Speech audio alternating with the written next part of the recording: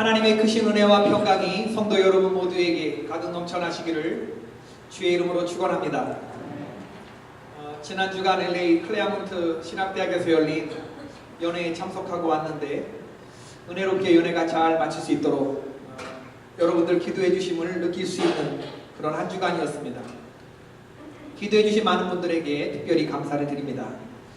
우리 지방은 양성동 목사님이라고 페어필드에 있는 계신 목사님이 새로 감리사로 선출되시고 앞으로 2년의 임기 동안 우리 지방의 19개의 교회를 다스리시로 그렇게 선출이 되셨습니다.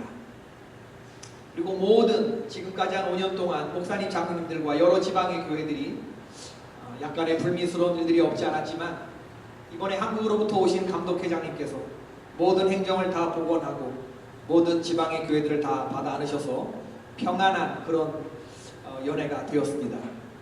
너무나 감사하고 여러분들의 기도를 느낄 수 있는 아주 시간이 그런 은혜가 되었던 것 같아요. 저도 회의에 참석하면서 저를 위해서도 기도해달라고 부탁을 했지만 또 저도 여러분을 위해서도 기도하였습니다. 오늘 민수기에 나온 말씀 조금 생뚱맞은 그런 본문 같지만 그러나 우리에게 주시는 메시지가 있다고 생각하고 여러분들과 은혜를 나누고자 합니다.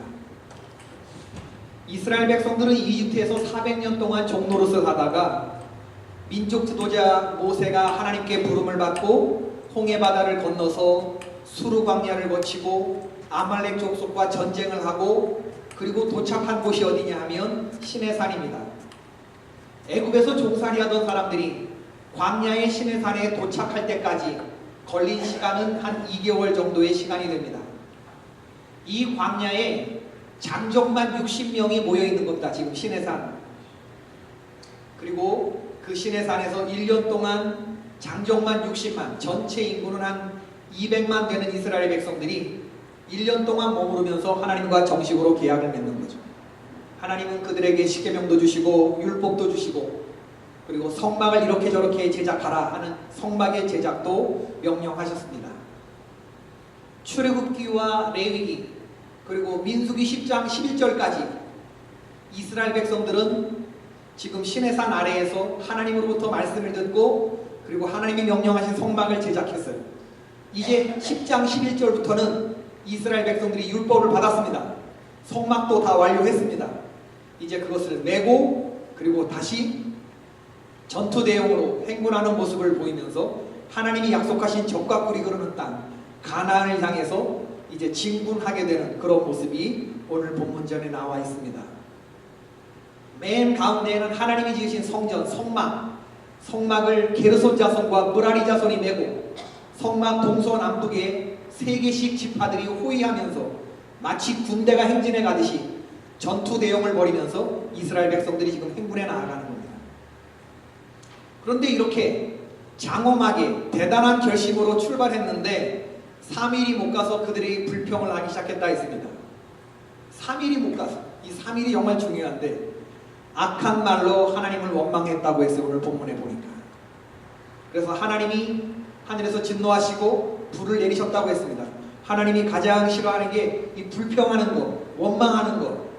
불평하면 하나님이 진노하시고 진노하면 불이 떨어지게 되는 거고 하나님의 내리시는 불이 우리 가운데 가면 그 불이 고통당하게 되는 겁니다.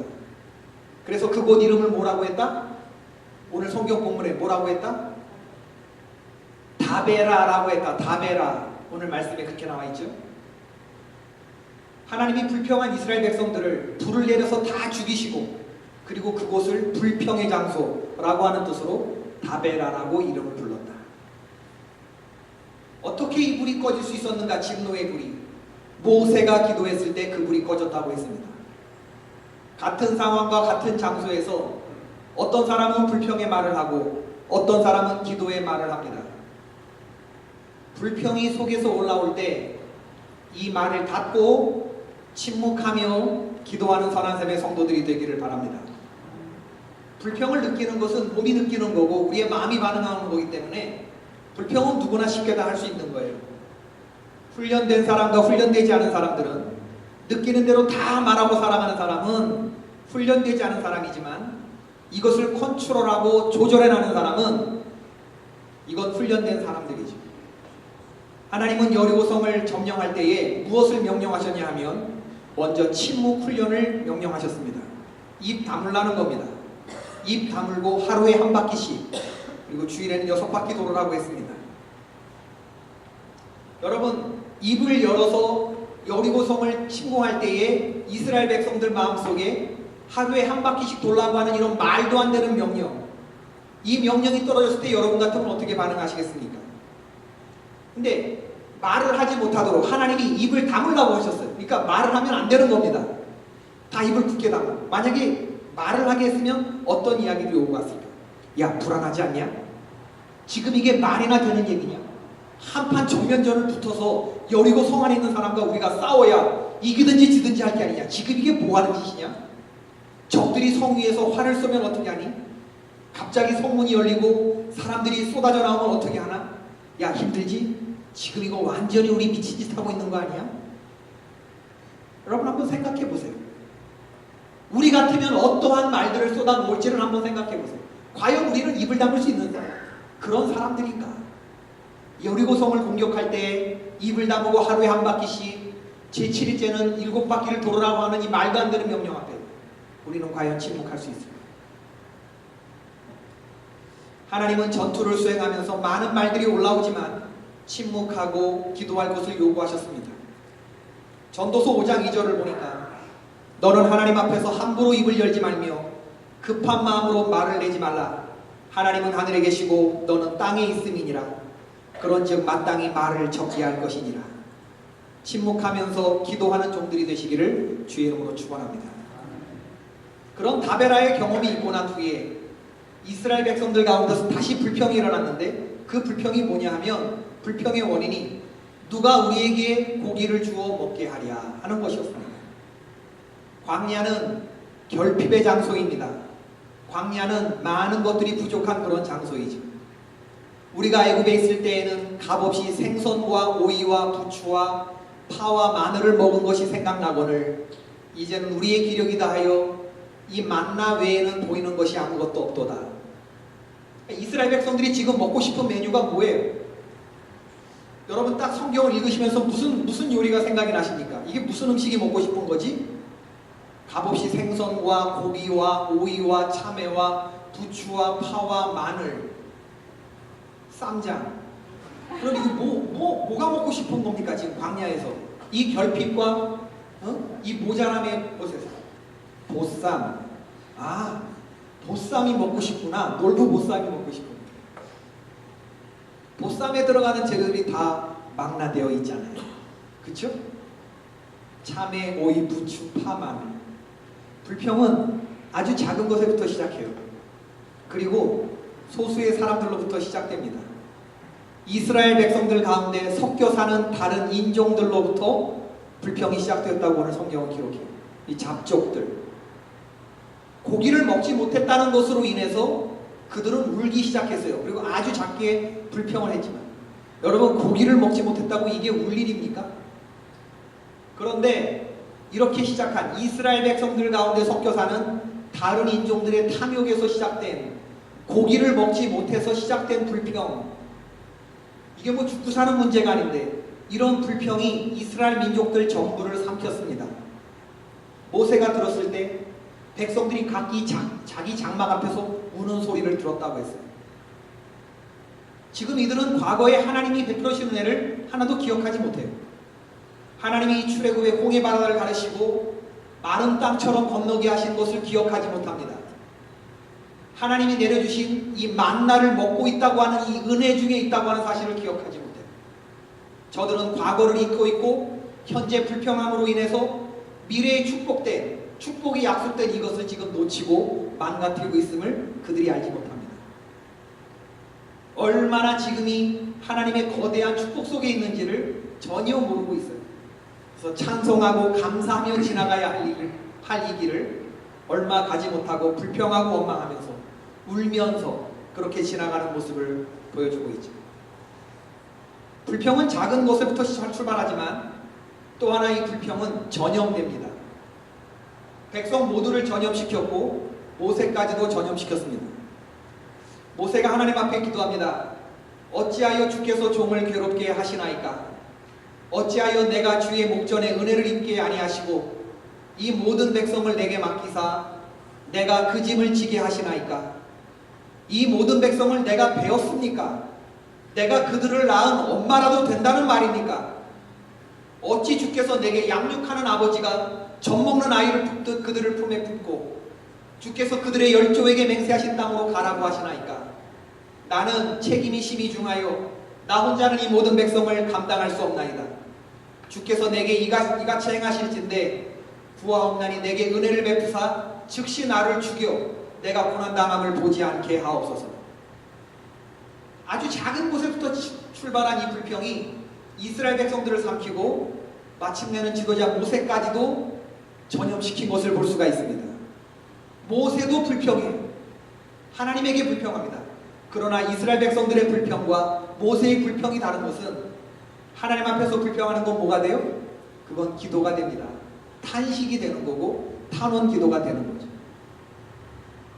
모세도 낙심하고 절망하고 죽는 것이 살아가는 것보다 낫다고 여겨지는 그 순간에 이 영적인 침체를 경험하고 있는데, 그런데 모세는 이 불평을 사람 귀에 털어놓는 것이 아니라 하나님의 귀에 털어놓습니다. 여러분, 모세가 왜 이렇게 깊은 영적인 침체에 빠지고 있는가? 지금까지 잘해왔어요. 자기가 맡고 있는 사람들을 다독이면서 보살피면서 그렇게 왔는데 어느 순간에 그런 사람들이 전부 다 짐처럼 여겨지는 거예요. 갑자기 모든 것 다 놓고 싶은 거예요. 다 귀찮은 거예요. 사람도 만나기도 싫어지고 다 그런 거예요. 여러분, 이런 거 경험해 보신 적 있으십니까? 지금까지 잘해오던 걸 그냥 다 귀찮아, 다 놓고 싶어, 그냥 혼자 그냥 날 이대로 내버려둬 하는 그런 영적인 깊은 침체. 왜 이런 일들이 일어나느냐 하면 하나님의 사람이 세상과의 관계에서 너무 많이 몰두해 있으면 이렇게 됩니다. 모세가 불평의 소리를 더 크게 듣고 영적으로 눌린 이유는 그의 삶의 기도가 없었기 때문이 아니라 그의 삶의 기도가 부족했기 때문입니다. 여러분, 우리는 기도를 해야 하는 것도 중요하지만 충분히 기도해야 하는 것이 얼마나 중요한지 몰라요. 충분히 기도해야 한다는 거예요. 하나님의 사람이 충분히 기도하지 못하고 충분히 채워져 있지 못하면 이런 문제에 걸려 넘어져 오늘 이런 기도하면서도 영적인 침체를 경험하게 되기가 쉽죠. 사람과 어울려서 사람의 말을 더 크게 듣고 더 많이 듣고 더 두렵게 들었기 때문에 이런 일들이 생기게 되는 거죠. 하나님의 음성이 사람의 음성보다 더 크게 들리고 더 많이 들리고 더 두렵게 들린다면 이런 영적인 침체가 왜 일어나겠습니까? 하나님의 음성보다 사람의 소리를 더 많이 듣게 되면 누구라도 믿음보다는 염려가, 기도보다는 걱정이, 찬송보다는 울음이 먼저 터져나오게 되어 있습니다. 이건 자연스러운 결과입니다. 저는 우리 선한샘교회 성도들이 불평보다는 기도의 사람들이 될 수 있기를 주의 이름으로 축원합니다. 그리고 이 교회에 기도의 사람들이 많이 세워질 수 있기를 바라요. 이 교회가 가지고 있는 힘은요, 기도의 자리에서 누가 충분히 기도하는가, 그 교회에 기도하는 사람이 얼마나 많이 있는가, 이것이 좌우되는 겁니다. 여러분, 세상에 살기 만만하지 않다고 하는 것, 우리의 환경이 불평하고 원망하기 시작하면 한두 가지가 아니라고 하는 것, 그거 우리들이 다 알아요. 그러나 우리가 가는 길이 그런 겁니다. 온통 주변이 불평과 불만의 조건으로 가득 차 있어요. 그러나 불평하는 사람은 아무것도 해결하지 못합니다. 불평은 그냥 하다 보면 불평하는 자가 되는 거죠. 그러나 하나님의 사람들, 기도하는 사람들은 큰 일을 아무렇지도 않게 처리해 나아가는 그런 사람들이죠. 사람을 상대하기 전에 하나님을 먼저 오래 상대하시기를 바랍니다. 하나님의 음성을 듣는 시간이 많아질 때 내가 사랑의 마음으로 채워지고 하나님의 능력으로 든든히 세워져야 짧은 시간을 일하고 아주 적은 사람을 만나도 그리스도의 효과적으로 주님이 주시는 힘으로 그리스도의 덕을 증거하는 사람이 될 수 있는 거죠. 교회는 바로 이런 사람들이 세워져 있어야 돼요. 기도 많이 하고 은혜에 대한 이 분량이 충만해져서 새신자들이 올 때 이것을 믿음으로 사랑으로 받아서 감화해낼 수 있는 그런 사람들, 이런 사람들이 세워져 있어야 되는 것이죠. 세상에 너무 오래 있으면 우리도 모르게 물들어가게 됩니다. 사람들과 말을 많이 섞으면 하나님의 세미한 음성을 놓치기가 쉽습니다. 넘어지고 쓰러지고 다시 옛날로 돌아가기가 쉽게 되는 것이죠. 우리가 새벽마다 열왕기서를 묵상하고 있는데 솔로몬 왕이 말년에 초라하게 넘어지고 그리고 쓰러진 이유가 뭡니까? 하나님의 음성을 듣지 못한 데 있지 않습니까? 열왕기상 11장 9절부터 10절에 솔로몬이 마음을 돌려 이스라엘 하나님 여호와를 떠났을 때 하나님께서 그에게 일찍이 2번이나 나타나셔서 말씀하셨지만 다른 신을 따라가지 말라고 하셨지만 솔로몬이 여호와의 말씀을 듣지 않았더라. 얼마나 비극적인 이야기입니다. 처음에는 멋지게 시작했어요. 겸손과 기도와 지혜와 일천번제와 성전건축으로 시작됐던 그의 초반의 이런 단어들이 후반으로 갈수록 물질과 교만과 군사력과 이방 여인들과 호색과 우상숭배와 그리고 대적자들이라고 하는 단어로 가득 차 있는, 그리고 마지막엔 하나님을 따라가는 것이 아니라 세상을 따라갔던 이 솔로몬의 마지막. 여러분, 우리는 살필 수 있어야 됩니다. 아름다운 나의 신앙의 이력에 흠집을 내는 사탄의 게임이 무엇인가? 급격하지는 않지만 아주 조금씩 하나님을 향한 나의 열망을 갉아먹고 있는 그런 요인들은 무엇인지. 내 삶의 다베라라고 하는 것은, 내 삶의 다베라는 바로 그 지점에서부터 시작되기 때문에 불평과 원망은 하나님이 제일 싫어하는 것이고, 그리고 바로 이런 신앙의 이력에 흠집을 내는 이런 불신앙과 불순종이 어떤 지점에서 시작되는지를 깨달을 수 있어야 우리의 삶이 하나님이 기뻐하시는 삶이 될 수 있는 줄로 믿습니다. 매 순간 우리가 인생의 길을 걸어가면서 누구를 가까이 하고 사느냐 참으로 중요한 문제이죠. 무슨 말을 하고 사느냐 대단히 중요한 문제입니다. 하나님 가까이 하시는 성도 여러분 되시기를 바랍니다. 가급적이면 감사한 말 하시고 찬송하는 말 하시고 덕스러운 말들을 하시기를 바라요. 비판과 정죄의 말, 부정적인 말들은 가급적 삼가하는 그런 우리들이 될 수 있기를 바랍니다. 모세는 기도 중에 불평을 하면서 하나님께 불평해요. 내가 양육하는 아버지나 엄마처럼 어떻게 이 젖먹는 아이를, 이 백성을 내가 낳기라도 했느냐. 이들을 품에 안고 주님이 약속하신 땅으로 갈 능력이 없다고 했지만 기도하면서 일어났을 때 하나님이 그에게 어떤 힘을 주셨습니까? 힘이 없다고 말한 모세로 하여금 아버지가 젖먹는 아이를 품듯, 양육하는 어머니가 젖먹는 아이를 품듯 그럴 만한 능력을 하나님이 주신 줄로 믿습니다. 그리고 가나안까지 끌고 가요. 본인은 불평하면서 하나님께 못하겠다고 했지만 하나님은 하늘에서 모세의 기도를 들으시고 당신의 능력을 주셨습니다. 그리고 그를 일으켜 세웠어요. 그리고 모세는 못한다고 했는데 모세가 못한다고 하고 하나님 하실 수 있게끔 그를 끌고 가나안까지 끌고 가셨습니다. 이게 기도자가 갖고 있는 그런 능력입니다. 기도할 때 공급되어지는 능력인 줄로 믿습니다. 절대로 여러분의 힘으로는 그렇게 할 수가 없어요. 내 힘으로는 그렇게 되지도 않고 될 수도 없습니다. 기도할 때 하나님이 부어주시는 줄로 믿습니다. 이게 바로 내 힘으로 일하지 않고 성령으로 일한다고 하는 거예요. 올해 5주년에 우리가 마음속에 간직해야 될 메시지죠. 올해는 감리교 최초의 선교사였던 아펜셀러가 선교를 시작한 지 130주년이 되는 해입니다. 아펜셀러 선교사님은 당시 우리나라가 갑신정변으로 인해서 정치가 불안한 상황이기도 했는데 1885년 4월 5일 부활절 아침에 5명의 사람과 함께 인천공항에 내렸죠. 아펜셀러 선교사님과 그의 부인, 그리고 스크랜턴 부인과 그의 부인, 그리고 장로교 총각 선교사 언더우드였습니다. 왜 인천항에 내린 5명의 선교사라고 우리가 기억하느냐? 그 이전부터도 선교사들이 있었지만 이 5사람은 고종 황제의 윤호를 받고 제대로 공식적으로 선교 사명을 감당했던 그런 사람들이기 때문입니다. 대부분 선교사님들이 군대를 태운 상선에 끼어들어와서 불법으로, 그 당시 법으로 불법이죠. 선교 활동을 한국과는 달리 고종 황제로부터 정식 허가를 받고 선교 활동을 펼치신 분들이었습니다. 특별히 감리교 아펜셀러 선교사님은 정동제일교회와 오늘날의 배제고등학교인 배제학당을 창립하셨는데 이 배제라고 하는 이름은 고종 황제가 직접 하사한 이름이죠. 한국 역사상 정부의 공식 허가를 받은 최초의 중등 근대식 교육기관입니다. 아펜셀러 선교사님은 자기보다 서울에 먼저 1개월 들어와 있던 이 스크랜턴 의사였는데 그 집에 방 2칸짜리를 벽을 허물고 그곳에서 학생 2명을 놓고 가르치기 시작했어요. 이게 배제학당의 시작입니다. 27살 나이에 한국에 왔습니다. 학생 2명 놓고 가정집에서 시작했습니다. 그리고 45세에 돌아가셨습니다. 군산 앞바다에서 선박 충돌사고로 45세 나이로 돌아가실 때까지 그는 이렇다 할 선교의 결실을 보지 못하고 그리고 돌아가신 분이에요. 그런데 우리들이 이번에 연회에서 했던 그 장소 클레아몬트 신학교는 이 아펜셀러 선교사님의 선교를 가능하게 한 숨겨진 인물로 맥클레이라고 하는 선교사님이 계시는데 이 맥클레이 선교사님이 설립하신 그런 학교였어요. 아펜셀러가 오기 전에 한국에 맥클레이 선교사님이 있었습니다.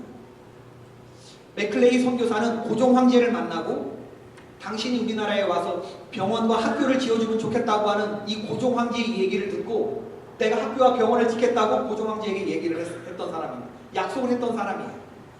근데 우리 둘이 얘기인데 한국에서 전도를 하지 말라고 고종 황제가 얘기했을 때 전도하지 않겠다고 말했습니다. 그러나 믿었습니다. 맥클레이 선교사는 학교와 병원이 지어지면 저절로 선교는 이루어진다. 그리고 정동 일대에 땅을 사고 그리고 땅값을 지불하기로 하고 고종 황제의 윤호를 얻은 그것을 가지고 그리고 다시 본국으로 돌아오는 거예요. 왜? 학교와 병원을 짓기 위한 펀드와 그리고 여기에 학교와 병원을 할 수 있는 의사와 선생, 선교사를 리크루트하기 위해서.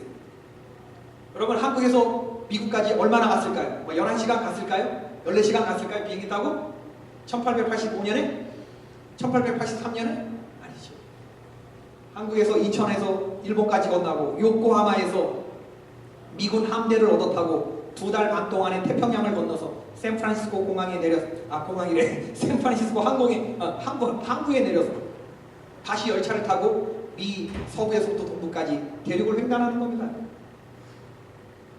3개월 정도 걸리는 이러한 횡단 여행을 6번 해요, 이분이.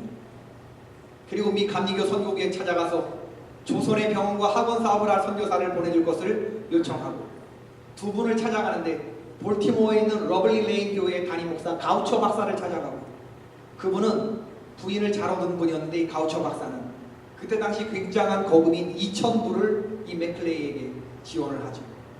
그리고 또 하나는 클리블랜드에 있는 의사 스크랜턴의 집을 찾아가는데 저 먼 곳에 조선이라고 하는 나라가 있다. 그 나라에 가서 의료 사역을 당신이 감당해주면 좋겠다. 이렇게 부탁을 해요. 그러니까 스크랜턴의 부인이 의사인데 잘 먹고 잘 살고 있는데 그런 얘기를 할 것 같으면 2번 다시 여기 오지 말라고 그렇게 하고 맥클리의 청을 거절합니다. 그런데 그때 스크랜턴이 걸리면 죽는다고 하는 장질 주사에 걸렸어요. 죽다가 살아났는데 2달 반 동안에 사경을 헤매고 일어난 후에 그리고 내 남은 생 조선을 위해 드리겠나이다 하고 결심하고 맥클레이처럼 다시 거꾸로 되짚어서 한국에 함대를 얻어 타고 오게 되는 것입니다.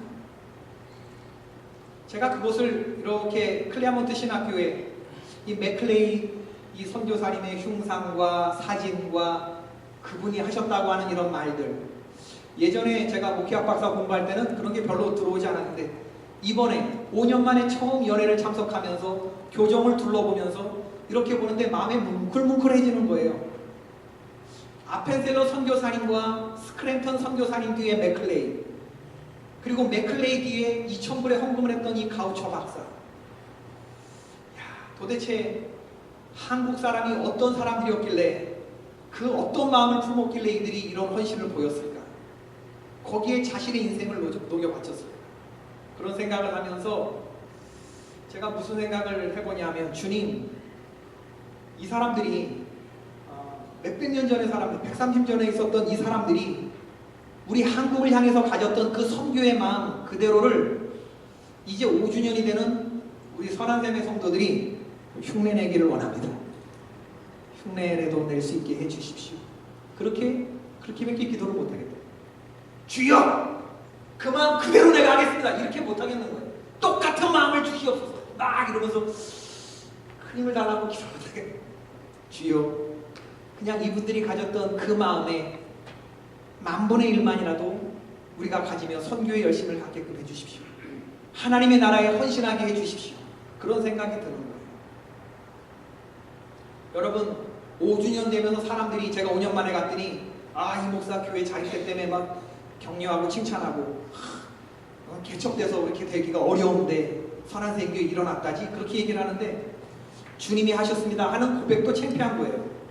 내 힘으로 한 게 아니라 주님이 하셨습니다 이런 고백도 창피해. 왜? 하나님이 우리에게 주신 은혜를 만약에 여러분 다른 교회에 다른 성도들에게 줬다 그러면 우리보다 더 크게 부흥하고 성장하지 않았겠나. 그런 한번 검열을 해보십시오. 그럼 이제부터 우리는 어떻게 해야 하나?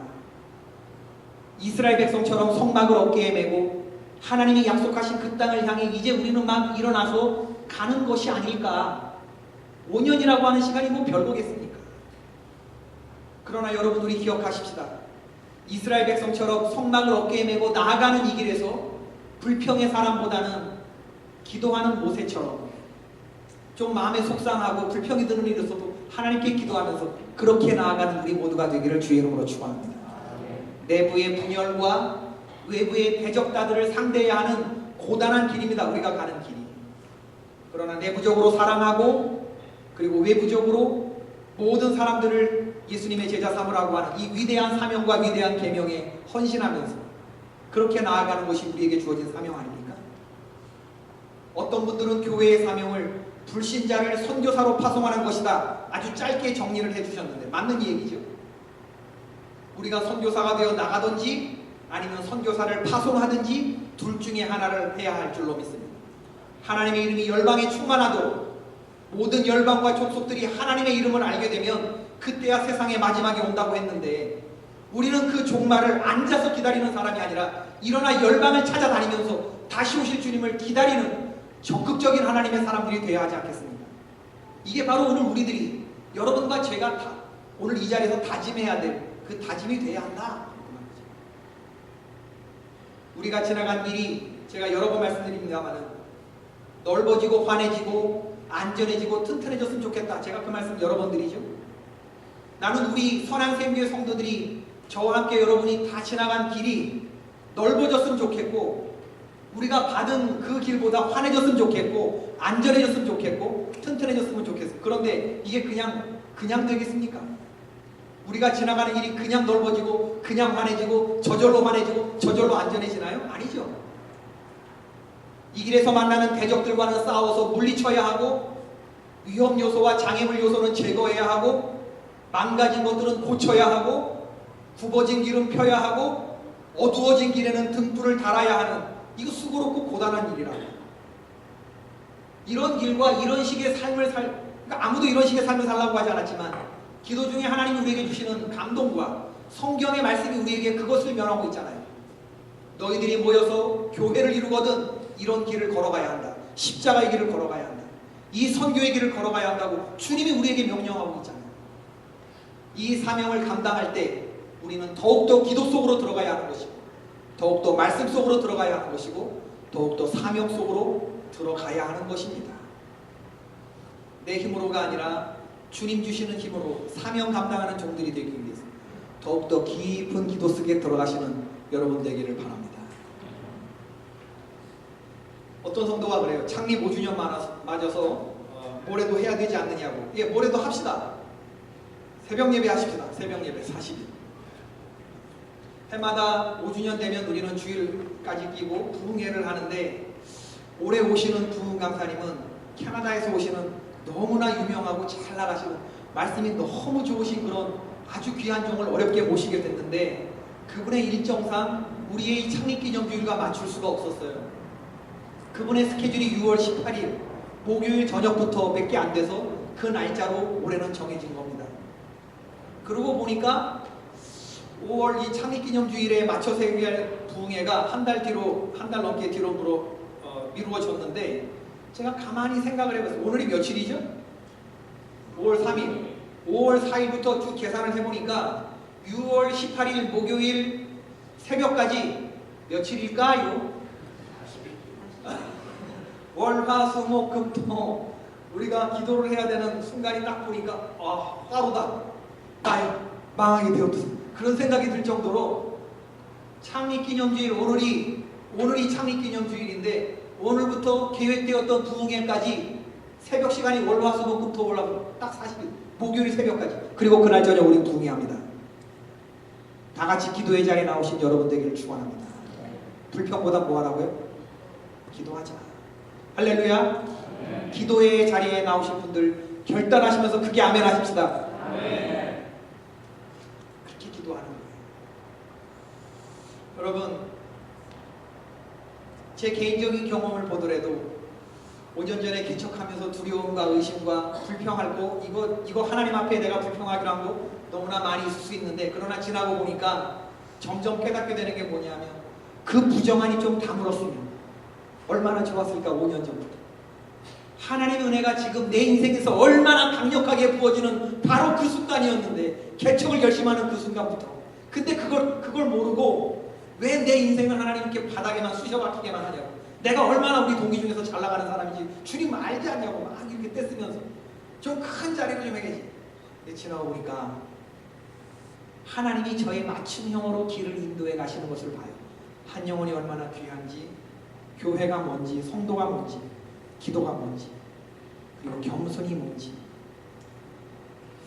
여러분에게도 같은 은혜가 경험될 수 있게 되기를 바랍니다. 하나님은 언제나 우리에게 좋은 분이기 때문에 불평할 이유가 하나도 없어요. 불평이 일어날 때 여러분 말씀을 한번 보시고 아주 공식처럼 더욱더 깊은 기도와 사명과 말씀에 들어가 보시면 하나님이 들려주시고 깨닫게 해주시는 그런 음성이 있습니다. 그건 분명히 복입니다.